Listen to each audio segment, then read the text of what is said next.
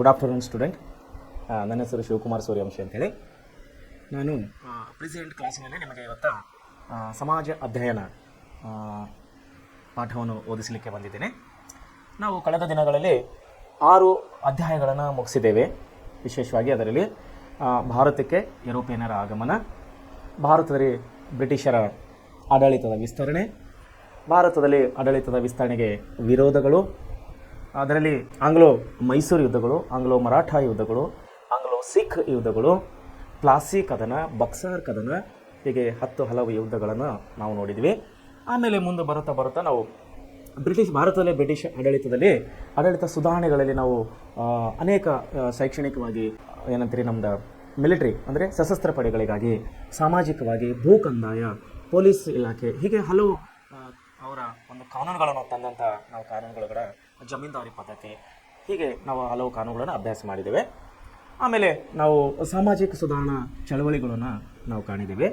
ಹಾಗೂ 6ನೇ ಅಧ್ಯಾಯದಲ್ಲಿ ನಾವು ರಾಜ್ಯಶಾಸ್ತ್ರ ವಿಭಾಗಕ್ಕೆ ಬಂದಾಗ ಅದರಲ್ಲಿ ಸಾರ್ವಜನಿಕ ಆಡಳಿತದ ಬಗ್ಗೆ ನಾವು ಮೊನ್ನೆ 2 ದಿವಸ ಸವಿಸ್ತಾರವಾಗಿ ನೋಡಿದ್ದೇವೆ. ಅದರಲ್ಲಿ ಸಾರ್ವಜನಿಕ ಆಡಳಿತದಲ್ಲಿ ವಿಶೇಷವಾಗಿ ಕೇಂದ್ರ ಲೋಕಸೇವಾ ಆಯೋಗ ಮತ್ತು ರಾಜ್ಯ ಲೋಕಸೇವಾ ಆಯೋಗದ ವಿಷಯವಾಗಿ ನಾವು ವಿವರವಾಗಿ ಅಭ್ಯಾಸ ಮಾಡಿದ್ದೇವೆ.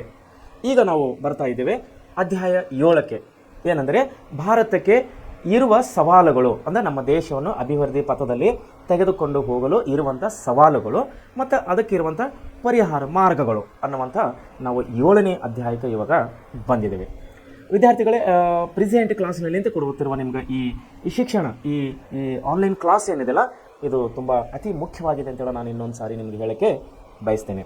ಯಾಕಂದರೆ ವಿಶೇಷವಾಗಿ ನಮ್ಮ ಸಂಸ್ಥೆ ಮುಖ್ಯಸ್ಥರು, ಅಂದರೆ ಪ್ರೆಸೆಂಟ್ ಕ್ಲಾಸ್ನ ಸಂಸ್ಥೆ ಮುಖ್ಯಸ್ಥರು ಹಾಗೂ ಎಲ್ಲ ಸಿಬ್ಬಂದಿ ವರ್ಗದವರು ನಿಮಗಾಗಿ, ಅಂದರೆ ವಿಶೇಷವಾಗಿ ಗ್ರಾಮೀಣ ಭಾಗದಲ್ಲಿ ಓದುತ್ತಿರುವಂಥ ಮಕ್ಕಳಿಗಾಗಿ ಹಾಗೂ ಸರ್ಕಾರಿ ಶಾಲೆಯಲ್ಲಿ ಓದುತ್ತಿರುವಂಥ ಮಕ್ಕಳಿಗಾಗಿ ವಿಶೇಷವಾಗಿ ಯೋಜನೆಯನ್ನು ರೂಪಿಸಿದಂಥ ಇದು ಒಂದು ಯೋಜನೆ ಮಕ್ಕಳಿಗೆ ಅನುಕೂಲವಾಗಲಿ ಅನ್ನುವಂಥ ಉದ್ದೇಶದಿಂದ. ಸೊ ಮಕ್ಕಳೇ, ನಮ್ಮ ಈ ಪ್ರಯತ್ನದಲ್ಲಿ ನಿಮ್ಮ ಅಭ್ಯಾಸ ಅಂದರೆ ನಿಮ್ಮ ಪ್ರಯತ್ನ, ನಮ್ಮ ಒಂದು ಪ್ರಯತ್ನದಲ್ಲಿ ನಿಮ್ಮ ಯಶಸ್ಸು ಅಥವಾ ನಿಮ್ಮ ಯಶಸ್ಸಿನಲ್ಲಿ ನಮ್ಮ ಒಂದು ಪ್ರಯತ್ನ, ಅಂದರೆ ಯಶಸ್ಸು ಮತ್ತು ಪ್ರಯತ್ನಗಳು, ನಿಮ್ಮ ಯಶಸ್ಸು ನಮ್ಮ ಪ್ರಯತ್ನ ಎರಡವನ್ನು ಕೂಡಿದಾಗ ಅಲ್ಲಿ ನಾವು ಫಲಿತಾಂಶವನ್ನು ಕಾಣುವರಾಗಿದ್ದೇವೆ. ಸೊ ವಿದ್ಯಾರ್ಥಿಗಳೇ, ಅದಕ್ಕಾಗಿ ದಯಮಾಡಿ ತಾವು ಪ್ರೆಸೆಂಟ್ ಕ್ಲಾಸ್ನಲ್ಲಿ ಕೊಡುತ್ತಿರುವಂಥ ಪ್ರತಿಯೊಂದು ವಿಷಯಗಳು, not A social, not A history, not A political science, ಎಲ್ಲ ವಿಷಯಗಳು ತಾವು ಒಳ್ಳೆ ರೀತಿಯ ಅಭ್ಯಾಸ ಮಾಡಿ ತಾವು ಬರುವಂಥ ನಿಮ್ಮ ಜೀವನ, ನಿಮ್ಮ ಶೈಕ್ಷಣಿಕ ಭವಿಷ್ಯದ ಬಗ್ಗೆ ತಾವು ಬರುವ ಭವಿಷ್ಯದಲ್ಲಿ ನಿಮ್ಮ ಶೈಕ್ಷಣಿಕ ಭವಿಷ್ಯ ಮತ್ತು ಮುಂದಿನ ಜೀವನದಲ್ಲಿ ತಾವು ಯಶಸ್ವಿ ಆಗಲೆಂದು ನಮ್ಮ ಸಂಸ್ಥೆಯ ಪರವಾಗಿ ನಾವು ಹಾರೈಸುವರಾಗಿದ್ದೇವೆ. ಈಗ ನಾವು ಪಾಠಕ್ಕೆ ಬರುವುದಾದರೆ ಭಾರತಕ್ಕಿರುವ ಸವಾಲುಗಳು ಮತ್ತು ಪರಿಹಾರಗಳು ಅನ್ನೋಂಥ ನಾವು ಅಧ್ಯಾಯಕ್ಕೆ ಬಂದಿದ್ದೀವಿ. ವಿದ್ಯಾರ್ಥಿಗಳೇ, ನಾವು ವಿಶೇಷವಾಗಿ ನೋಡಿದ ಪ್ರತಿಯೊಂದು ವಿಷಯವನ್ನು ಡೆವಲಪ್ಮೆಂಟ್ ಅಂದರೆ ಅಭಿವೃದ್ಧಿ ಕಾಣಬೇಕಾದ್ರೆ ಯಾವುದೇ ಒಂದು ವಸ್ತು ಆಗಿರ್ಬೋದು, ಅದು ಸಾಮಾಜಿಕವಾಗಿರ್ಬೋದು, ಅದು ಧಾರ್ಮಿಕವಾಗಿರ್ಬೋದು, ಅದು ರಾಜಕೀಯವಾಗಿರ್ಬೋದು, ಅದು ಚುನಾವಣೆಯ ವಿಷಯವಾಗಿರ್ಬೋದು, ಯಾವುದೋ ಒಂದು ಕಟ್ಟಡ ವಿಷಯವಾಗಿರ್ಬೋದು, ಯಾವುದೋ ಒಂದು ದೇವಸ್ಥಾನ ವಿಷಯ ಆಗಿರ್ಬೋದು, ಒಂದು ಸಮಾಜದಲ್ಲಿ ಯಾವುದೇ ಒಂದು ವಿಷಯಕ್ಕೆ ತಾವು ಬಂದಾಗ ಅಲ್ಲಿ ಅಭಿವೃದ್ಧಿ ಅನ್ನುವಂಥ ಒಂದು ವಿಷಯ ಬಂದಾಗ, ಡೆವಲಪ್ಮೆಂಟ್ ನಾವನ್ನು ಕರಿತೀವಿ, ಡೆವಲಪ್ಮೆಂಟ್ ಅನ್ನುವಂಥ ವಿಷಯ ಬಂದಾಗ ಅಲ್ಲಿ ಸವಾಲುಗಳು ಅಂದರೆ ಪ್ರಾಬ್ಲಮ್ಸ್ 100% ಇದ್ದೇ ಇರ್ತವೆ. ಸವಾಲುಗಳು ಇದ್ದೇ ಇರ್ತವೆ. ಮತ್ತು ಆ ಸವಾಲುಗಳನ್ನು ಮೆಟ್ಟಿ ನಿಲ್ಲಲಿಕ್ಕೆ, ಸವಾಲುಗಳನ್ನು ನಾವು ಮೆಟ್ಟಿ ನಿಂತಾಗ ಮಾತ್ರ ಅದನ್ನು ಸವಾಲುಗಳನ್ನು ನಾವು ಪರಿಹಾರ ಮಾಡ್ಬೋದು. ಆ ಸವಾಲುಗಳನ್ನು ಮೆಟ್ಟಿ ನಿಲ್ಲಬೇಕಾದಂತೆ ನಮಗೆ ಕೆಲವು ಯೋಜನೆಗಳು ಬೇಕಾಗುತ್ತವೆ. ಅಂದರೆ ದಾರಿ ಅಂತ ಹೇಳಿ ನಾವು ಕರಿತೇವೆ. ನಾವು ಕರೆಕ್ಟ್ ದಾರಿಯಲ್ಲಿ, ಅಂದರೆ ನಿಜವಾದಂಥ ನಾವು ಹೋಗುವಂಥ ದಾರಿಯಲ್ಲಿ ಹೋದರೆ ಯಾವುದೇ ಸವಾಲಿದ್ದರೆ ಅದನ್ನು ಅದಕ್ಕೆ ಪರಿಹಾರದ ಮಾರ್ಗಗಳನ್ನು ಹುಡುಕಬಹುದು. ಸೊ ಈಗ ನಮ್ಮ ಭಾರತಕ್ಕೆ ಇರುವಂಥ ಸವಾಲುಗಳೇನಿದೆ, ಮೊದಲನೇದಾಗಿ ನಮ್ಮ ದೇಶವನ್ನು ಅಭಿವೃದ್ಧಿ ಪಥದಲ್ಲಿ ಕಾಣಬೇಕಾದರೆ ನಮಗೆ ಅಡ್ಡಿಯಾಗಿ ಬರುವಂಥ ಕೆಲವು ಸಮಸ್ಯೆಗಳನ್ನು, ಅಂದರೆ ಸವಾಲುಗಳನ್ನು ನಾನು ನಿಮಗೆ ಹೇಳೋಕೆ ಇಷ್ಟಪಡ್ತೇನೆ. ಒಂದೇನಪ್ಪ ಅಂದ್ರೆ ಕೋಮುವಾದ. ನೋಡ್ರಿ, ಕೋಮುವಾದ. ಎರಡನೇದು ಪ್ರಾದೇಶಿಕವಾದ.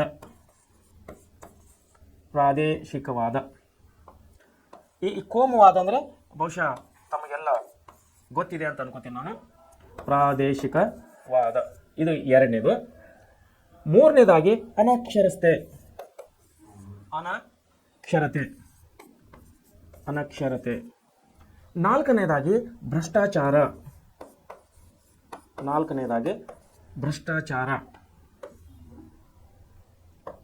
ನಾಲ್ಕನೇದಾಗಿ ಭ್ರಷ್ಟಾಚಾರ. ಐದನೇದಾಗಿ ಲಿಂಗ ತಾರತಮ್ಯ.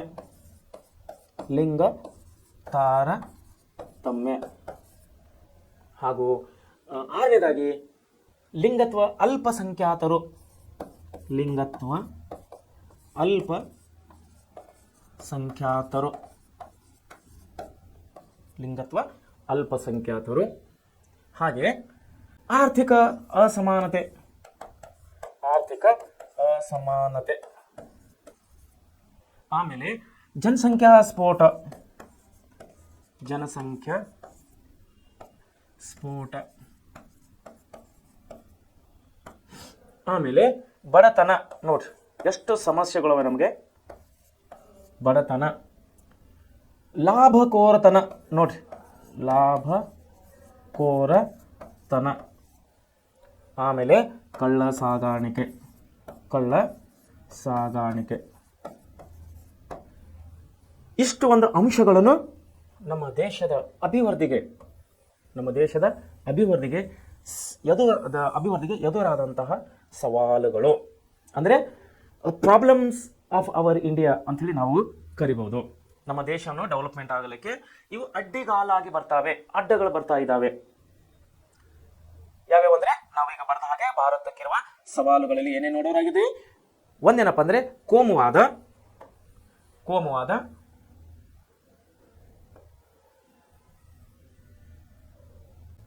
ಆಮೇಲೆ ಭಾರತಕ್ಕಿರುವ ಸವಾಲುಗಳು. ಮೊದಲನೇದಾಗಿ ಕೋಮುವಾದ, ಪ್ರಾದೇಶಿಕವಾದ, ಅನಕ್ಷರತೆ, ಭ್ರಷ್ಟಾಚಾರ, ಲಿಂಗ ತಾರತಮ್ಯ, ಲಿಂಗತ್ವ, ಅಲ್ಪಸಂಖ್ಯಾತರು, ಆರ್ಥಿಕ ಅಸಮಾನತೆ, ಜನಸಂಖ್ಯಾ ಸ್ಫೋಟ, ಬಡತನ, ಲಾಭಕೋರತನ, ಕಳ್ಳ ಸಾಗಾಣಿಕೆ. ನೋಡಿರಿ 1 2 3 ಇಷ್ಟು ಸಮಸ್ಯೆಗಳನ್ನು ಇಟ್ಟುಕೊಂಡು ನಾವು ದೇಶವನ್ನು ಅಭಿವೃದ್ಧಿ ಮಾಡಬೇಕಂತೇಳಿ ನಾವು ಹಣಗಾಡ್ತಾ ಇದ್ದೇವೆ. ಸೊ ಹಾಗಾದರೆ ಮುಂದುವರಿದ ದೇಶಗಳಲ್ಲಿ ಈ ಸಮಸ್ಯೆಗಳು ಇಲ್ಲವಾ ಅಂತೀರಾ? ಬಹುಶಃ ಇದ್ದಿರಬಹುದು, ಆದರೆ ಕಡಿಮೆ ಪ್ರಮಾಣದಲ್ಲಿ ಇರಬಹುದು ಅಂತೇಳಿ ನಾನು ಅನ್ಕೋತೀನಿ. ಮುಂದುವರಿದಂತಹ ದೇಶಗಳು ಅಂದರೆ ಲೈಕ್ ಬ್ರಿಟನ್ ತಗೋರಿ, ಅಮೇರಿಕಾ ತಗೋರಿ, ಜಪಾನ್ ತಗೋರಿ, ಚೈನಾ ತಗೋರಿ, ಜರ್ಮನಿ, ಇನ್ನು ಸಣ್ಣ ಮುಂದುವರಿದಂಥ ದೇಶ ಥಾಯ್ಲ್ಯಾಂಡ್, ಇಂಥ ದೇಶಗಳಲ್ಲಿ ನಾವು ಬಹುಶಃ ಮುಂದುವರಿದಂಥ ದೇಶಗಳು ಅಂತೇಳಿ ನಾವು ಆ ಪಟ್ಟಿಯಲ್ಲಿ ಅವರನ್ನು ಸೇರಿಸ್ತೀವಿ. ಅಂದರೆ ಅವರಲ್ಲಿ ಈ ಸಮಸ್ಯೆಗಳು ಇಲ್ವಾ ಅಂತಿಲ್ಲ, ಮೇ ಬಿ ಇದ್ದಿರಬಹುದು, ಸಣ್ಣ ಪ್ರಮಾಣದಲ್ಲಿ ಇರಬಹುದು ಅಂತೇಳಿ ನನ್ನ ಒಂದು ಅಭಿಪ್ರಾಯ ಆಗಿದೆ. ಸೊ ಕೋಮುವಾದ ಯಾವ ರೀತಿ ಇದು ನಮ್ಮ ದೇಶಕ್ಕೆ ಅಂದರೆ ನಮ್ಮ ದೇಶದ ಅಭಿವೃದ್ಧಿಗೆ ಯಾವ ರೀತಿ ನಮಗಿದು ಅಡ್ಡಗಾಲಾಗಿ ಬರ್ತಾ ಇದೆ ಅನ್ನೋದು ನಾವು ವಿವರವಾಗಿ ನೋಡ್ಲಿಕ್ಕೆ ಹೋದಾಗ ಏನಾಗ್ತದೆ ಅಂದರೆ, ಮೊದಲನೇ ಅಂಶನೇ ಕೊಟ್ಟಿದ್ದಾರೆ. ಇಲ್ಲಿ ಏನು ಕೊಟ್ಟಿದ್ದಾರೆ ಅಂದರೆ ಕೋಮುವಾದ ಅಂತ ಕರೆದಾಗ ನಾವು ಇದನ್ನು ಜಾತೀಯತೆ ಅಂತ ಹೇಳಿ ಕರಿಬಹುದು. ಇದನ್ನು ಜಾತೀಯತೆ.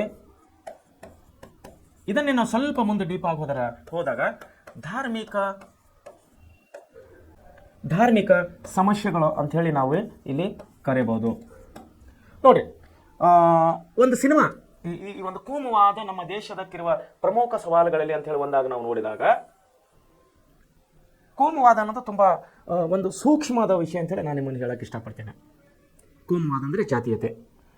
ನೋಡ್ರಿ, ಮನುಷ್ಯ ಯಾವ ಜಾತಿಯಲ್ಲಿ ಹುಟ್ಟಬೇಕಂತೇಳಿ ಯಾರು ಅರ್ಜಿ ಹಾಕಿ ಹುಟ್ಟೋದಿಲ್ಲ.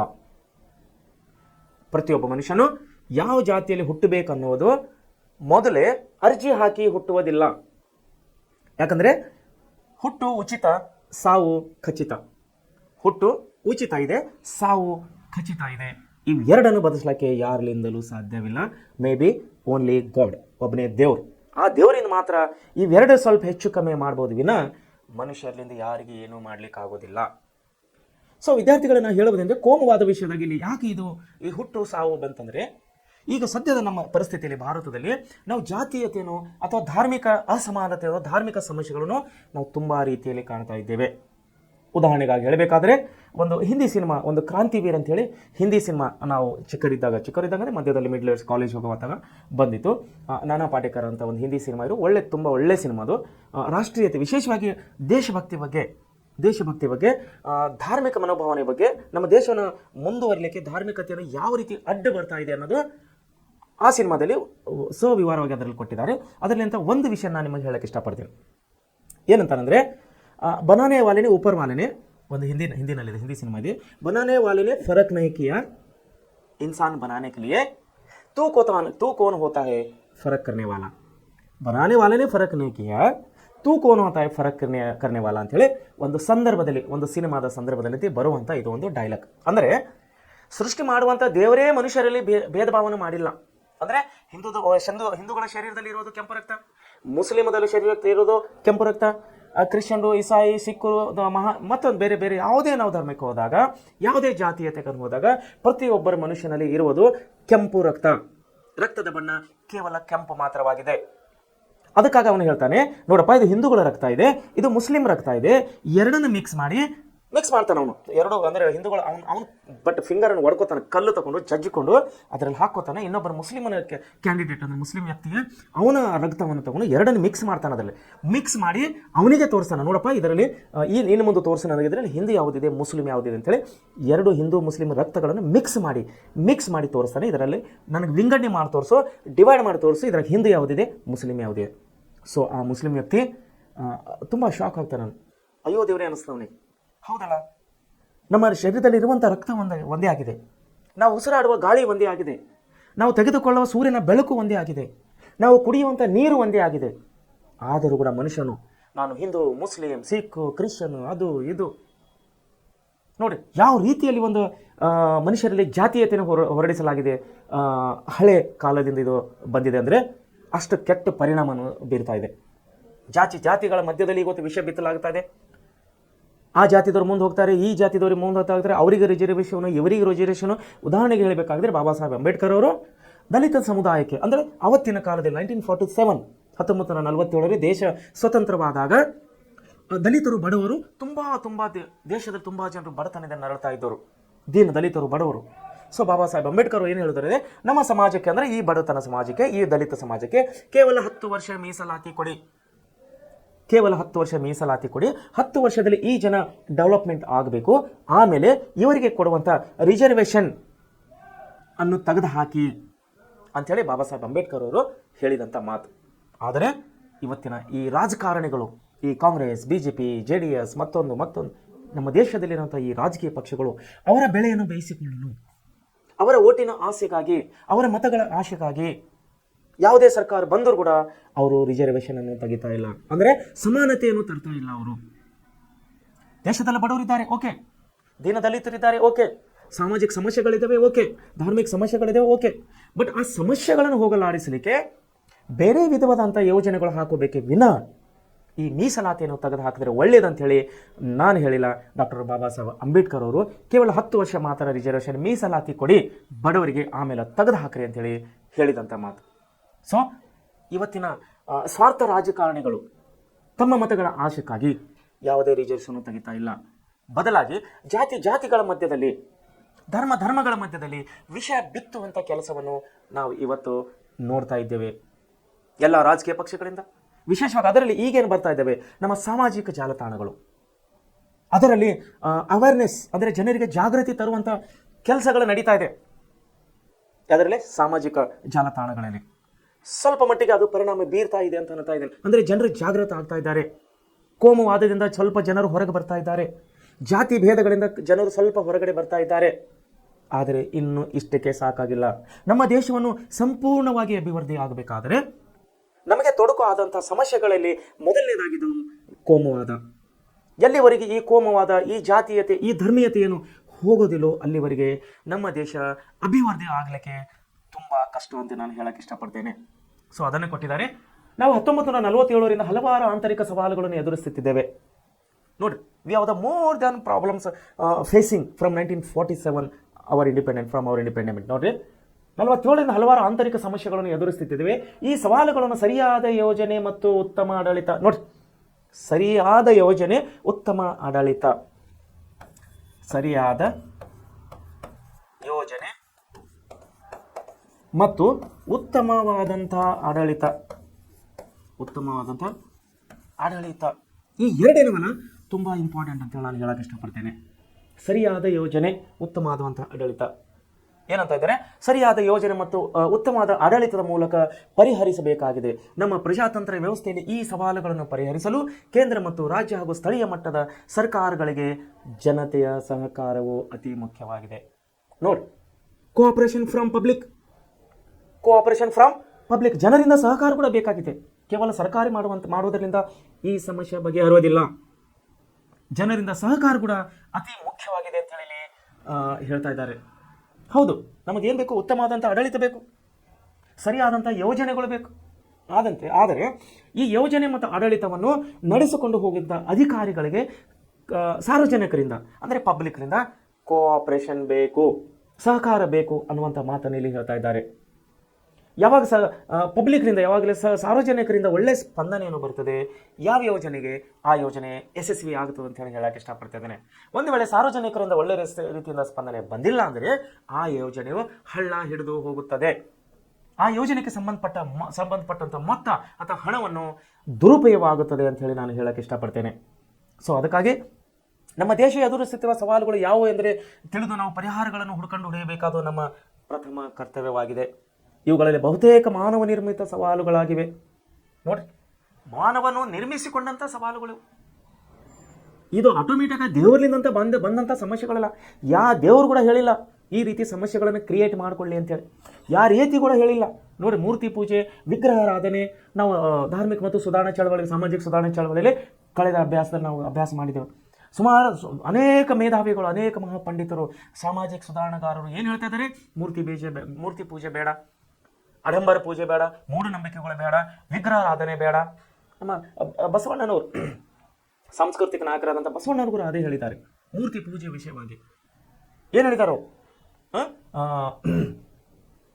ಕಲ್ಲಿನಿಂದ ಮಾಡಿದ ಏನದು ಕಲ್ಲು ಮಣ್ಣು ದೇವರಲ್ಲ, ಕಲ್ಲು ಮಣ್ಣು ದೇವರು, ತಾಮ್ರ ಕಂಚು ಹಿತ್ತಾಳಿಂದ ಮಾಡಿದಂಥ ದೇವರಲ್ಲ. ತನ್ನನ್ನು ತಾನು ಯಾರೆಂದು ಅರಿದೊಡೆ ತಾನೇ ದೇವರು ಅಂತ ಹೇಳಿ. ಕಲ್ಲು ದೇವರಲ್ಲ, ಮಣ್ಣು ದೇವರಲ್ಲ, ತಾಮ್ರ ಪಿತಾಂಬರಿ ಕಂಚು ಹಿತ್ತಾಳಿಗಳಿಂದ ಮಾಡಿದಂಥ ಯಾವುದೇ ಮೂರ್ತಿಗಳಿಂದ ಮಾಡಿದಂಥ ದೇವರುಗಳು ಅವು ದೇವರಲ್ಲ. ಯಾವಾಗ ಮನುಷ್ಯನು ತನ್ನನ್ನು ತಾನು ಯಾರು ಎಂದು ಅರಿದೊಡೆ ತಾನೇ ದೇವರು ಅಂಥೇಳಿ ನಮ್ಮ ಸಾಂಸ್ಕೃತಿಕ ನಾಯಕರಾದಂಥ ಬಸವಣ್ಣವನ್ನು ಹೇಳ್ತಾ ಇದ್ದಾರೆ. ಅದನ್ನೇನು ಹೇಳ್ತಾ ಇದ್ದಾರೆ? ಅವ್ರು ಏನು ಹೇಳ್ತಾ ಇದ್ದಾರೆ? ಆ ಮೂರ್ತಿಗಳು ಕಣ್ಣಿದ್ದರೂ ನೋಡಲಾರವು, ಕಿವಿ ಇದ್ದರೂ ಕೇಳಲಾರವು, ಬಾಯಿ ಇದ್ದರೂ ಮಾತಾಡಲಾರವು. ಯಾವ ಮೂರ್ತಿ ದೇವರುಗಳು. ಇಂಥ ಒಂದು ಮೂಢನಂಬಿಕೆಗಳ ವಿರುದ್ಧವಾಗಿ ನಮ್ಮ ಸಾಮಾಜಿಕ ಚಳವಳಿಗಾರರು ಅವರದೇ ಆದಂಥ ರೀತಿಯಲ್ಲಿ ಒಂದು ಕ್ರಾಂತಿಯನ್ನೇ ಮಾಡಿದ್ದಾರೆ. ಆದರೂ ಕೂಡ ನಮ್ಮ ಜನ ಕೇಳಲಿಕ್ಕೆ ತಯಾರಿಲ್ಲ. ಇಡೀ ರಾತ್ರಿ ಕತೆ ಕೇಳಿ ಮುಂಜಾನೆ ಮತ್ತೆ ಅವ್ರದ್ದೇ ಕೆಲಸ ಕಂಟಿನ್ಯೂ ಮಾಡ್ತಾರೆ. ಸೊ ಎಲ್ಲಿವರೆಗೆ ಈ ಮೂಢನಂಬಿಕೆಗಳು, ಎಲ್ಲಿವರೆಗೆ ಈ ಜಾತಿವತೆ, ಎಲ್ಲಿವರೆಗೆ ಈ ಧಾರ್ಮಿಕ ಒಂದು ಅಸಮಾನತೆಯನ್ನು ತೆಗೆದು ಹಾಕೋದಿಲ್ಲೋ ಅಲ್ಲಿವರೆಗೆ ನಮ್ಮ ದೇಶವನ್ನು ಅಭಿವೃದ್ಧಿ ಆಗಲಿಕ್ಕೆ ತುಂಬ ಕಷ್ಟವಾಗುತ್ತದೆ. ಅದನ್ನೇ ಹೇಳ್ತಾ ಇದ್ದಾರೆ ಇಲ್ಲಿ. ಸವಾಲುಗಳು ನಾವು ಮನುಷ್ಯರನ್ನು ಕ್ರಿಯೇಟ್ ಮಾಡ್ಕೊಂಡಿದ್ದೇವೆ, ಮನುಷ್ಯರೇ ನಾವೇನು ಸೃಷ್ಟಿ ಮಾಡಿದ್ದೇವೆ ಆ ಸವಾಲುಗಳು. ಹಾಗಾಗಿ ನಾವು ಅವುಗಳಿಗೆ ಯೋಗ್ಯ ಎನಿಸುವ ಮಾನವೀಯ ಪರಿಹಾರಗಳನ್ನು ಕಂಡುಕೊಳ್ಳಬೇಕು. ಉತ್ತಮ ಶಾಸನಾತ್ಮಕ ಮತ್ತು ಸಾಮಾಜಿಕ ಸುಧಾರಣೆಗಳನ್ನು, ದಕ್ಷ ಆಡಳಿತ, ತ್ವರಿತ ಪಕ್ಷಪಾತರಹಿತ ನ್ಯಾಯಾಂಗ ವ್ಯವಸ್ಥೆ, ಜನತೆಯ ಸಹಕಾರ, ನೋಡಿ ಇಲ್ಲಿ ಜನತೆಯ ಸಹಕಾರಗಳಿಂದ ಈ ಸವಾಲುಗಳನ್ನು ಪರಿಹರಿಸುವ ಪ್ರಯತ್ನ ನಡೆಯಬೇಕಿದೆ. ಅಂತಹ ಸವಾಲುಗಳು ಯಾವುವು ಎಂಬುದನ್ನು ನಾವು ಈಗ ತಿಳಿಯೋಣ. ಮೊದಲನೇದಾಗಿ ಕೋಮುವಾದ. ನೋಡಿ, ಕೋಮುವಾದ ಅಥವಾ ಮತೀಯವಾದ ನಮ್ಮ ಭಾರತೀಯ ಸಮಾಜದ ಪ್ರಮುಖ ಸಮಸ್ಯೆಯಾಗಿದೆ. ದೊಡ್ಡ ಸಮಸ್ಯೆ ನಮ್ದು ಇರೋದೇ ಇಲ್ಲಿ ಜಾತೀಯತೆಯಲ್ಲಿ, ಕೋಮುವಾದತೆಯಲ್ಲಿ. ಧರ್ಮದ ಆಧಾರದ ಮೇಲೆ ಸಮಾಜದ ವಿಭಜನೆ ಮಾಡಲಾಗಿದೆ ಹಾಗೂ ಆ ನೆಲೆಯಲ್ಲಿ ಗುರುತಿಸಿಕೊಂಡು ಪರಸ್ಪರ ವೈರತ್ವವನ್ನು ಬೆಳೆಸಿಕೊಳ್ಳುವುದನ್ನು ಕೋಮುವಾದ ಅಥವಾ ಮತೀಯವಾದ ಎಂದು ನಾವು ಕರೀತೇವೆ. ಕೋಮುವಾದವು ಹಲವಾರು ಪರಿಣಾಮಗಳನ್ನು ಉಂಟು ಮಾಡುತ್ತದೆ. ಸಾಮಾಜಿಕ ವಿಭಜನೆ, ಪರಸ್ಪರ ಅಪನಂಬಿಕೆ, ಭಯದ ವಾತಾವರಣ ಸೃಷ್ಟಿ ಮಾಡುತ್ತದೆ.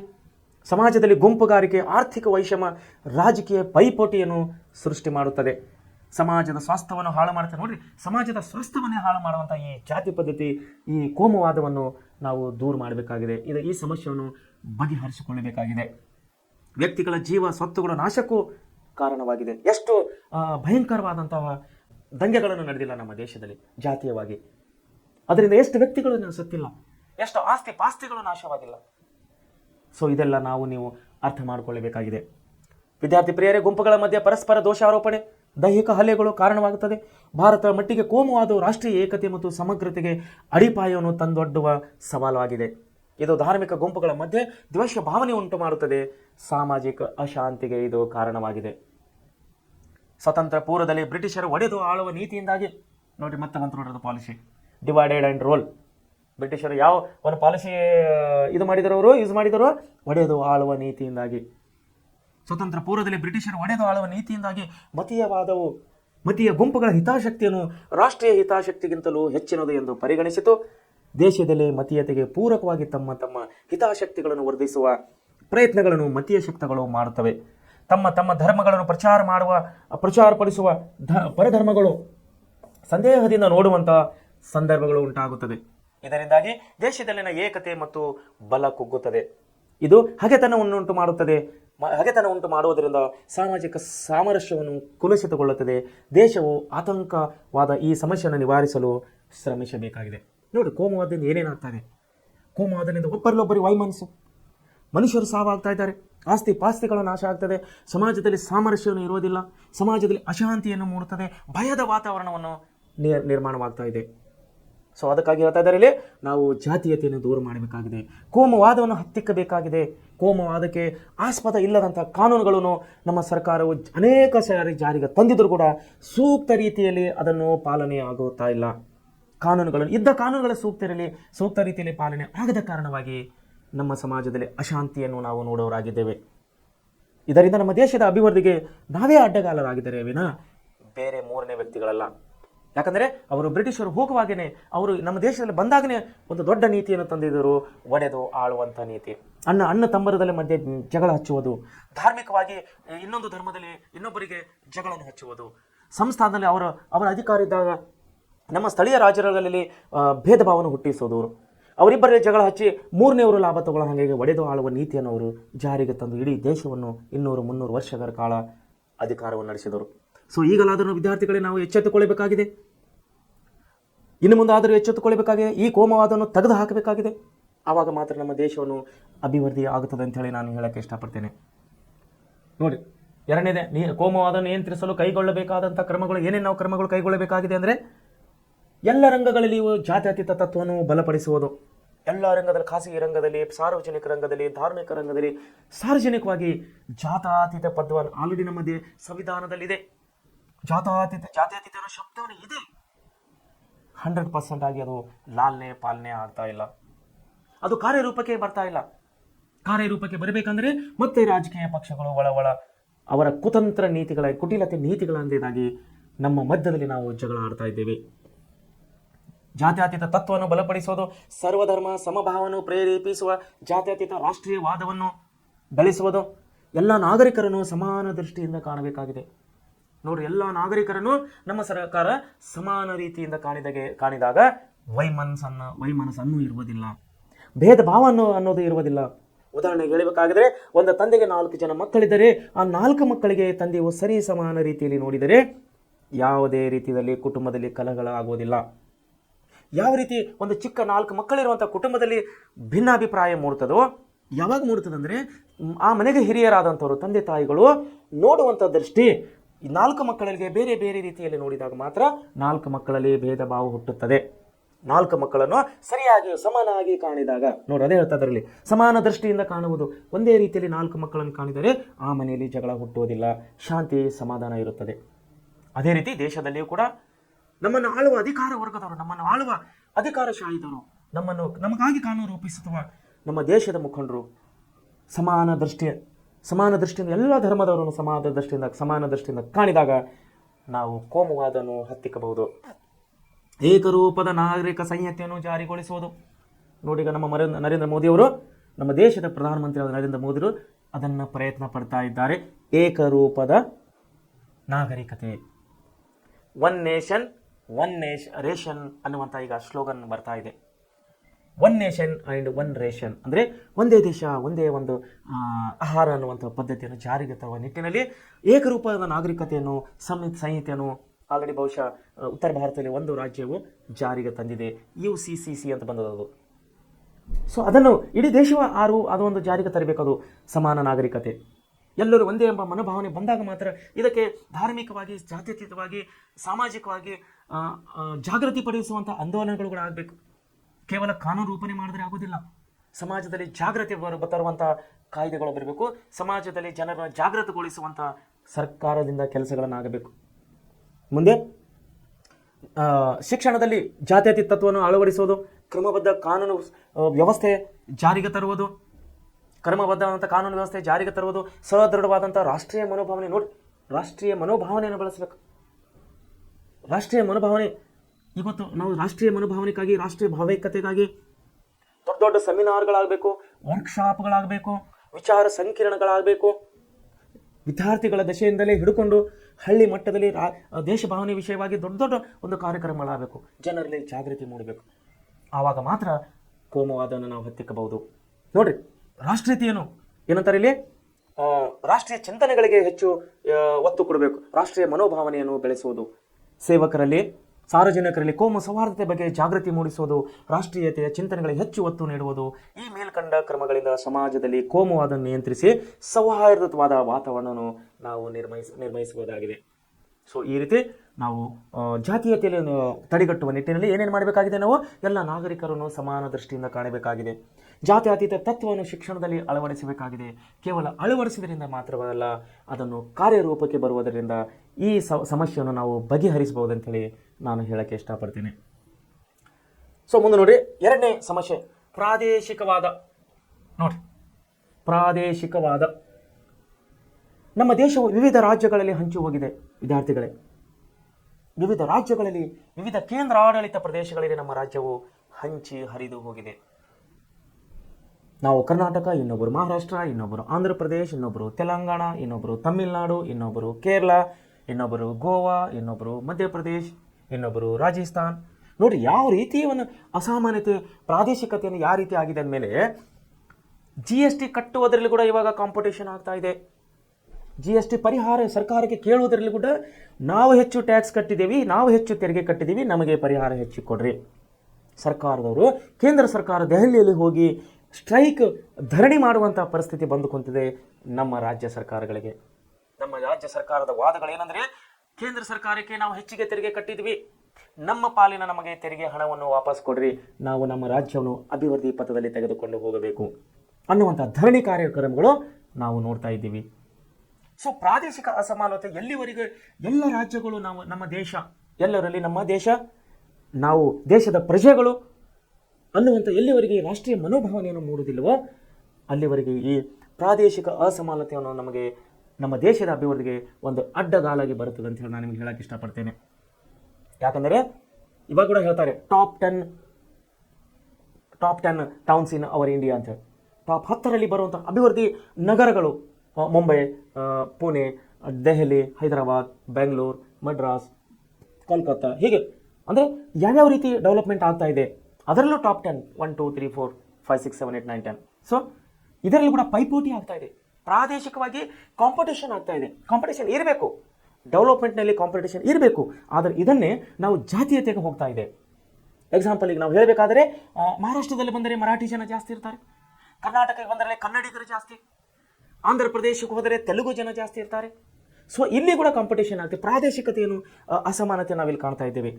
ಆಂಧ್ರ ಪ್ರದೇಶದ ಅಭಿವೃದ್ಧಿಗೆ 3,000 ಕೋಟಿಗಳು, ಕರ್ನಾಟಕಕ್ಕೆ ಯಾಕೆ ನಮಗೆ 1,000 ಕೋಟಿ ಅನ್ನುವಂಥ ತಾರತಮ್ಯವನ್ನು ಇಲ್ಲಿ ನಾವು ನೋಡ್ತಾ ಇದ್ದೀವಿ.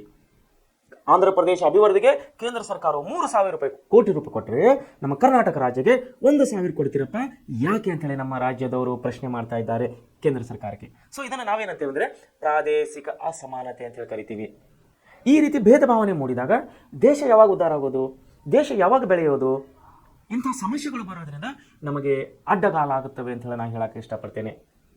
ಸೊ ಮುಂದೇನಪ್ಪ ಅಂದರೆ ಪ್ರಾದೇಶಿಕವಾದ ಅದು ಯಾವ ರೀತಿ ನಮಗೆ ಅಡ್ಡಗಾಲ ಆಗ್ತದೆ ಅಂದರೆ, ಒಂದು ನಿರ್ದಿಷ್ಟ ಜನಸಮುದಾಯವು ತಾವು ವಾಸಿಸುವ ಪ್ರದೇಶವನ್ನೇ ಗಾಢವಾಗಿ ಪ್ರೀತಿಸಿ, ನೋಡಿ ಗಾಢವಾಗಿ ಪ್ರೀತಿಸಿ ಕೇವಲ ಆ ಭಾಗದ ಬಗ್ಗೆ ಅಭಿಮಾನವನ್ನು ಬೆಳೆಸಿಕೊಂಡರೆ ಅದನ್ನು ಪ್ರಾದೇಶಿಕವಾದ ಎಂದು ಕರೆಯುತ್ತೇವೆ. ನೋಡಿ, ಈಗ ನಾವು ಬೆಂಗಳೂರಿಗೆ ಹೋದಾಗ ನಾನು ಅನುಭವಿಸಿರೋದು, ನೀವು ಕೂಡ ಒಂದು ವೇಳೆ ಬೆಂಗಳೂರಿಗೆ ಹೋದರೆ ತಾವು ಪರೀಕ್ಷೆ ಮಾಡುವುದು ಏನಂದರೆ, ತಮಿಳುನಾಡಿನ ಬಾರ್ಡರ್ ನಮ್ಮ ಬೆಂಗಳೂರಿಗೆ ನಿಯರ್ ಇದ್ದಿದ್ದ ಸಲುವಾಗಿ, ಸಮೀಪ ಇದ್ದ ಸಲುವಾಗಿ ತಮಿಳು ಜನ ನಮ್ಮ ಬೆಂಗಳೂರಿನಲ್ಲಿ ತುಂಬ ಇದ್ದಾರೆ.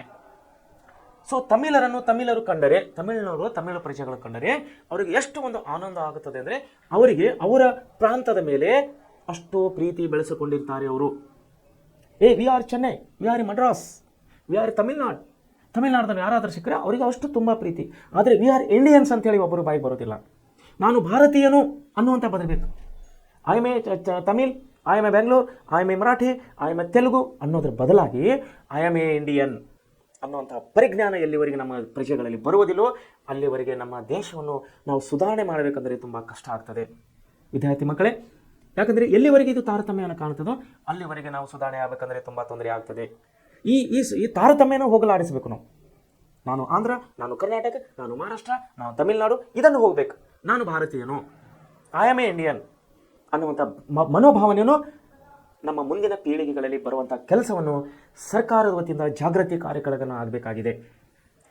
ಸೊ ಮುಂದೆ ಹೇಳ್ತಾ ಇದ್ದಾರೆ ನೋಡ್ರಿ, ಭಾರತದಂಥ ವಿಶಾಲವಾದ ರಾಷ್ಟ್ರ, ಅಖಂಡ ಭಾರತ ನಮ್ಮ ವಿಶಾಲವಾದಂಥ ರಾಷ್ಟ್ರ ಸಹಜವಾಗಿ ಹಲವಾರು ಪ್ರಾದೇಶಿಕ ವಿಭಿನ್ನತೆಗಳನ್ನು ಹೊಂದಿದೆ.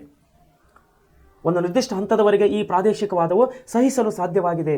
ತಮ್ಮದೇ ಪ್ರದೇಶದ ಸರ್ವತೋಮುಖ ಬೆಳವಣಿಗೆ ಪ್ರಯತ್ನಿಸಲು ಈ ಭಾವನೆ ಪ್ರೇರಣೆ ನೀಡುತ್ತದೆ. ಆದರೆ ಈ ಪ್ರಾದೇಶಿಕವಾದವು ಅತಿಯಾದರೆ ಅದು ರಾಷ್ಟ್ರದ ಏಕತೆ ಹಾಗೂ ಸಮಗ್ರತೆಗೆ ಅಪಾಯವನ್ನುಂಟು ಮಾಡುತ್ತದೆ. ಯಾವಾಗ? ಅತಿಯಾದಾಗ. ಪ್ರಾದೇಶಿಕ ಮನೋಭಾವನೆ ಓಕೆ ಇರಬೇಕು, ಆದರೆ ಸಮ್ ಪರ್ಸೆಂಟೇಜ್, ಒಂದು ಸೀಮಿತವಾದಂತಹ ಒಂದು ಇದಕ್ಕೆ ಇರಬೇಕು ವಿನಾ ಅತಿಯಾಗಿ ಆಗಬಾರ್ದು. ಪ್ರಾದೇಶಿಕತೆ ಅತಿಯಾಗಿ ಆಗಬಾರ್ದು. ಅತಿಯಾದರೆ ಅಮೃತಗಡ ವಿಷ ಅಂತ ಹೇಳಿ ಕರಿತೇವೆ ನಾವು. ಅತಿಯಾದರೆ ಅಮೃತಗಡ ವಿಷ ಆಗ್ತದೆ ಅಂಥೇಳಿ ನಾವು ಕರಿತೇವೆ. ಸೊ ಇಲ್ಲಿ ಪ್ರಾದೇಶಿಕ ಭಾವನೆ ಅನ್ನೋದು ಅತಿ ಆಗಬಾರ್ದು. ಆದರೆ ಬದಲಾಗಿ ದೇಶೀಯ ಭಾವನೆ, ನಾವೆಲ್ಲರೂ ಭಾರತೀಯರು ಅನ್ನೋಂಥ ಮನೋಭಾವನೆಯನ್ನು ನಮ್ಮ ಮುಂದಿನ ಪೀಳಿಗೆಯಲ್ಲಿ ಬೆಳೆಯಬೇಕಾಗಿದೆ. ಸೊ ನೋಡಿ, ತಮ್ಮದೇ ಸರ್ವತೋಮುಖ ಬೆಳವಣಿಗೆ ಪ್ರಯತ್ನಿಸಲು ಈ ಭಾವನೆ ಪ್ರೇರಣೆ ಇರುತ್ತೆ. ಆದರೆ ಪ್ರಾದೇಶಿಕವಾದ ಅತಿಯಾದಾಗ ರಾಷ್ಟ್ರದ ಏಕತೆಗೆ ಅದು ಧಕ್ಕೆ ತರುತ್ತದೆ. ಅಂತಾರಾಜ್ಯ ಜಲ ವಿವಾದ ನೋಡ್ರಿ, ಈಗ ನಾವು ನೋಡಿ ಜಲ ವಿವಾದಗಳು ಯಾವ ರೀತಿ ಕಾಣ್ತಾ ಇದ್ದೇವೆ ನಾವು. ಕಳಸಾ ಬಂಡೂರಿ ಯೋಜನೆ ಗೋವಾ ಮತ್ತು ಕರ್ನಾಟಕದ ಮಧ್ಯದಲ್ಲಿ, ಕಾವೇರಿ ನೀರಾವರಿ ಯೋಜನೆ ತಮಿಳುನಾಡು ಮತ್ತು ಕರ್ನಾಟಕದ ಮಧ್ಯೆ, ಕೃಷ್ಣಾ ನೀರಾವರಿ ಕರ್ನಾಟಕ ಮತ್ತು ಆಂಧ್ರದ ಮಧ್ಯೆ. ಸೊ ಯಾವ ರೀತಿಯ ವಿವಾದಗಳು ಕಾಣ್ತಾ ಇದ್ದೇವೆ ಅಂದರೆ, ಯಾಕಂದರೆ ಪ್ರಾದೇಶಿಕತೆಯಲ್ಲಿ ಪ್ರತಿಷ್ಠೆ ಬಂದು ಕೊಡ್ತಾ ಇದೆ. ನಮ್ಮ ಪಾಲಿನ ಇಷ್ಟು ನೀರು, ನಮ್ಮ ಪಾಲಿನ ಇಷ್ಟು ನೀರು, ಅಪ್ಪ ಎಲ್ಲರೂ ಇರೋದು ಭಾರತೀಯರು, ಜೀವಕ್ಕೆ ಬೇಕಾದಂಥ ಎಲ್ಲ ನೀರು ಎಲ್ಲರಿಗೆ ಬೇಕಾಗಿದೆ. ನೀರನ್ನು ಹೊಟ್ಟೆ ಮೇಲೆ ಕಟ್ಟಿಕೊಳ್ಳುವಂಥ ವಸ್ತು ಇಲ್ಲ. ಅದು ಜನಸಂಖ್ಯೆ ಆಧಾರ ಮೇಲೆ ಕುಡಿಯೋಕ್ಕೆ ಯಾರಿಗೆ ಎಷ್ಟು ನೀರು ಬೇಕನ್ನೋಂಥ ಲೆಕ್ಕವನ್ನು ಸರ್ಕಾರ ಹತ್ರ ಇರುತ್ತದೆ. ಆದರೂ ಕೂಡ, ಅಷ್ಟಿದ್ದರೂ ಕೂಡ ಸ್ವಪ್ರತಿಷ್ಠೆಗಾಗಿ, ಅವರ ಸ್ವಹಿತಾಸಕ್ತಿಗಾಗಿ ರಾಜಕೀಯ ಪಕ್ಷಗಳ ಕುಮ್ಮಕ್ಕಿನಿಂದ ಅಲ್ಲಿ ಸ್ಥಳೀಯವಾಗಿ ದಂಗೆಗಳು ಏಳ್ತಾ ಇದೆ, ಅಶಾಂತಿಗಳು ಮೂಡ್ತಾ ಇದೆ. ಇದನ್ನು ಹೋಗಲಾಡಬೇಕು. ಜಲ ವಿವಾದಗಳೆಲ್ಲ ಬಗೆಹರಿದು ಹೋಗ್ಬೇಕು. ನೋಡಿ ಮುಂದೆ ಅಂತಾರಾಜ್ಯ ಜಲ ವಿವಾದ, ಗಡಿ ವಿವಾದಗಳು ಆದ್ದರಿಂದ ಆಯಾ ಪ್ರದೇಶದ ಜನಸಮುದಾಯ ತಮ್ಮದೇ ಪ್ರಾದೇಶಿಕ ಮನೋಭಾವನೆ ಹೊಂದಿರುವ ಜೊತೆಗೆ ಬೇರೆ ಪ್ರದೇಶಗಳಿಗೆ ಗೌರವ ಕೊಡುವುದರ ಮೂಲಕ ಸಮಗ್ರ ದೇಶದ ಪ್ರಗತಿಯ ಬಗ್ಗೆ ಚಿಂತನೆ ಮಾಡಬೇಕಾಗಿದೆ. ಅದಕ್ಕಾಗಿ ಇದನ್ನು ನಾವು ಪ್ರಾದೇಶಿಕವಾದ ನಾವು ನಿಯಂತ್ರಣ ಮಾಡಬೇಕಾದ್ರೆ ಏನು ಮಾಡಬೇಕಂದ್ರೆ, ಅತಿಯಾದ ಪ್ರಾದೇಶಿಕವಾದುದು ಒಂದಾಗುವ ಸಮಸ್ಯೆಗಳನ್ನು ಅರಿತ ಭಾರತ ಸರ್ಕಾರವು ಅದನ್ನು ನಿಯಂತ್ರಿಸಲು ಹಲವಾರು ಕ್ರಮಗಳನ್ನು ಕೈಗೊಂಡಿದೆ. ಸಂವಿಧಾನದ ಪ್ರಸ್ತಾವನೆಯಲ್ಲಿರುವ ಭಾರತದ ಪ್ರಜೆಗಳಾದ ನಾವು ನೋಡ್ರಿ, ನಮ್ಮ ಸಂವಿಧಾನದ ಪೀಠಿಕೆ ಪ್ರಸ್ತಾವನೆಯಲ್ಲಿ ಮೊದಲನೇ ಪಂಕ್ತಿ ನಾವು ಕಾಣುವುದು ಭಾರತದ ಪ್ರಜೆಗಳಾದ ನಾವು ಎಂಬ ಸ್ಪಷ್ಟ ಒಕ್ಕಣೆಯು ಭಾರತದ ರಾಷ್ಟ್ರೀಯತೆಯನ್ನು ನೇರವಾಗಿ ಬಿಂಬಿಸುತ್ತದೆ. ಏಕ ಪೌರತ್ವವನ್ನು ಭಾರತದಲ್ಲಿ ನೆಲೆಗೊಳಿಸುವ ಮೂಲಕ ನಮ್ಮ ಸಂವಿಧಾನವು ರಾಷ್ಟ್ರದ ಏಕತೆ ಹಾಗೂ ಸಮಗ್ರತೆಯನ್ನು ಎತ್ತಿ ಹಿಡಿದಿದೆ. ಸಂಯುಕ್ತ ರಾಜ್ಯ ಪದ್ಧತಿಯನ್ನು ಅಂಶಗಳನ್ನು ಅಳವಡಿಸಿ ಪ್ರಾದೇಶಿಕ ಬೆಳವಣಿಗೆಗಳು ಇದು ಸಾಕಷ್ಟು ಏನಪ್ಪನ ಪ್ರಮಾಣದಲ್ಲಿ ಅವಕಾಶ ಕೊಟ್ಟಿದೆ. ನಮ್ಮ ಸಂವಿಧಾನದ ಕೃತ್ಯಗಳು ಅಂದರೆ ನಮ್ಮ ಸಂವಿಧಾನ ರಚನಾಕಾರರು, ಸಂವಿಧಾನ ಶಿಲ್ಪಿಗಳು ಅರೆ ಸಂಯುಕ್ತ ವ್ಯವಸ್ಥೆಯನ್ನು ರೂಪಿಸಿದ್ದು ಇದು ರಾಜ್ಯಗಳಿಗೆ ಸ್ವಾಯತ್ತತೆ ನೀಡಿದೆ. ಕೇಂದ್ರ ಸರ್ಕಾರವು ರಾಜ್ಯಗಳ ಚಟುವಟಿಕೆಗಳನ್ನು ದೇಶದ ಸಮಗ್ರತೆ ದೃಷ್ಟಿಯಿಂದ ಸಮನ್ವಯಗೊಳಿಸುತ್ತದೆ. ಭಾರತದ ಈಶಾನ್ಯ ರಾಜ್ಯಗಳ ಅಭಿವೃದ್ಧಿಗಾಗಿ ಈಶಾನ್ಯ ಪ್ರದೇಶ ಅಭಿವೃದ್ಧಿ ಸಚಿವಾಲಯವನ್ನು ಸ್ಥಾಪಿತವಾಗಿದೆ. ಸೊ ಈ ರೀತಿ ಪ್ರಾದೇಶಿಕತೆಯನ್ನು ಹೋಗಲಾಡಿಸಲು ಸಂವಿಧಾನದ ಮೂಲಕವಾಗಿ, ಕಾನೂನು ಮೂಲಕವಾಗಿ ಸರ್ಕಾರವು ಹಲವು ಕಾರ್ಯಕ್ರಮಗಳನ್ನು ಹಾಕಿಕೊಂಡಿದ್ದರೂ ಕೂಡ ಇನ್ನೂ ಸಮಸ್ಯೆ ಬಗೆಹರಿತಾ ಇಲ್ಲ. ಸರ್ಕಾರ ಈ ನಿಟ್ಟಿನಲ್ಲಿ ಇನ್ನೂ ಹೆಚ್ಚಿನ ಕಾರ್ಯಕ್ರಮಗಳನ್ನು ಹಾಕಬೇಕಾಗಿದೆ, ಇನ್ನೂ ಹೆಚ್ಚಿನ ಪ್ರಯತ್ನಗಳನ್ನು ಮಾಡಬೇಕಾಗಿದೆ ಅಂತ ಹೇಳಕ್ಕೆ ಇಷ್ಟಪಡ್ತೇನೆ. ಸೊ ಏನಾಗಿದೆ ಮುಂದೆ, ಅಪ್ರಾದೇಶಿಕವಾದ ಬರಬೇಕು ನೋಡ್ರಿ. ರಾಜ್ಯದೊಳಗಿನ ವಿವಿಧ ಪ್ರದೇಶಗಳಲ್ಲಿರುವ ಪ್ರಾದೇಶಿಕವನ್ನು ಅಪ್ರಾದೇಶಿಕವನ್ನು ನಾವು ಕರೀತೇವೆ. ಈ ಅಪ್ರಾದೇಶಿಕವಾದಂತಹ ಬೆಳೆಯಲು ಪ್ರಾದೇಶಿಕ ಅಸಮತೋಲನವನ್ನು ಪ್ರಮುಖ ಕಾರಣವಾಗಿದೆ. ಕರ್ನಾಟಕದಲ್ಲಿಯೂ ಪ್ರಾದೇಶಿಕ ಸಮತೋಲನ ಸಮಸ್ಯೆಯನ್ನು ಕಾಣಬಹುದು. ನಮ್ಮ ರಾಜ್ಯದಲ್ಲಿ ಪ್ರಾದೇಶಿಕ ಅಸಮತೋಲನ ನಿವಾರಣೆಗಾಗಿ ವಿಶೇಷ ಆದ್ಯತೆ ನೀಡಲಾಗಿದೆ. ಇದಕ್ಕಾಗಿ ಡಾಕ್ಟರ್ ಡಿ.ಎಂ. ನಂಜುಂಡಪ್ಪ ಸಮಿತಿ, ಮಲೆನಾಡು ಅಭಿವೃದ್ಧಿ ಮಂಡಳಿ, ಕಲ್ಯಾಣ ಕರ್ನಾಟಕ ಅಭಿವೃದ್ಧಿ ಮಂಡಳಿ, ಬಯಲು ಸೀಮೆ ಅಭಿವೃದ್ಧಿ ಮಂಡಳಿ ಮತ್ತು ಕರಾವಳಿ ಅಭಿವೃದ್ಧಿ ಪ್ರಾಧಿಕಾರ, ಗಡಿ ಪ್ರದೇಶ ಅಭಿವೃದ್ಧಿ ಪ್ರಾಧಿಕಾರ ರಚಿಸಲಾಗಿದೆ. ಕಲ್ಯಾಣ ಕರ್ನಾಟಕ ಭಾಗದ 7 ಜಿಲ್ಲೆಗಳಿಗೆ ಸಂವಿಧಾನದ 371ನೇ ಜೆ 371 ಆರ್ಟಿಕಲ್ ಜೆ ವಿಧಿಯ ಅಡಿಯಲ್ಲಿ ವಿಶೇಷ ಸ್ಥಾನಮಾನವನ್ನು ನೀಡುವ ಮೂಲಕ ಪ್ರಾದೇಶಿಕ ಅಸಮತೋಲನ ನಿವಾರಣೆಗಾಗಿ ಪ್ರಯತ್ನ ಮಾಡ್ತಾ ಇದೆ. ಸರ್ಕಾರ ಮಟ್ಟದಲ್ಲಿ ಅನೇಕ ರೀತಿಯಿಂದ ಪ್ರಯತ್ನ ಮಾಡ್ತಾ ಇದೆ. ಆದರೆ ಸಾರ್ವಜನಿಕರಿಂದ ಸಹಕಾರ ಬೇಕಾಗಿದೆ. ಇಲ್ಲಿ ಸರ್ಕಾರ ಮಟ್ಟದಲ್ಲಿ ನಡೆಯುವಂಥ ಕಾರ್ಯಕ್ರಮಗಳು ಇನ್ನೂ ವೇಗದಲ್ಲಿ ನಡಿಬೇಕು, ಇನ್ನೂ ವೇಗ ಹೆಚ್ಚಿಸಬೇಕು. ಜಾಗೃತಿ ಕಾರ್ಯಕ್ರಮಗಳು ಇನ್ನೂ ಹೆಚ್ಚಾಗಬೇಕು. ನಿಗಾ ಇಡುವಂಥ ಮೇಲ್ವಿಚಾರಣೆ ಆಗುವಂಥ ಕೆಲಸ ಇನ್ನೂ ಆಗಬೇಕು. ಎಂಥ ರೀತಿ ಮೇಲ್ವಿಚಾರಣೆ ಅಂದರೆ ಸರ್ಕಾರದಿಂದ ಬರುವಂಥ ಕೆಲಸಗಳನ್ನು 100% ಪೂರ್ಣ ಪ್ರಮಾಣದಲ್ಲಿ ಉಪಯೋಗ ಆಗ್ತಾ ಇದೆ ನಮ್ಮಂಥ ಮೇಲ್ವಿಚಾರಣೆ ಅಂತ ಒಂದು ಟೀಮನ್ನು ಇರಬೇಕು. ಸಾರ್ವಜನಿಕರಿಂದ ಸಹಕಾರ ಕೊಡಬೇಕು. ಇವೆಲ್ಲವುಗಳನ್ನು ನಾವು ಕಾಣಿದಾಗ ಮಾತ್ರ ನಾವು ಅಸಮಾನತೆಯನ್ನು ನಾವು ಹೊಡೆದು ಹಾಕಿ ಸಮಾನತೆಯನ್ನು ಕಾಣುವವರಾಗಿದ್ದೇವೆ. ಸೊ ವಿದ್ಯಾರ್ಥಿಗಳೇ, ಇಲ್ಲಿ ಕೊಟ್ಟಂಥ ಇವತ್ತು ನಾವು 2 ವಿಷಯಗಳ ಅಭ್ಯಾಸ ಮಾಡಿದ್ದೇವೆ ರಾಷ್ಟ್ರೀಯತೆ ಬಗ್ಗೆ. ದಯಮಾಡಿ ತಾವೆಲ್ಲ ವಿಷಯಗಳು ನೆನಪಿರ್ರಿ. ಮುಂದಿನ ಭಾಗವನ್ನು ನಾವು ನಾಳೆ ಪಾಠಗಳಲ್ಲಿ ನೋಡೋಣ. Okay, thank you.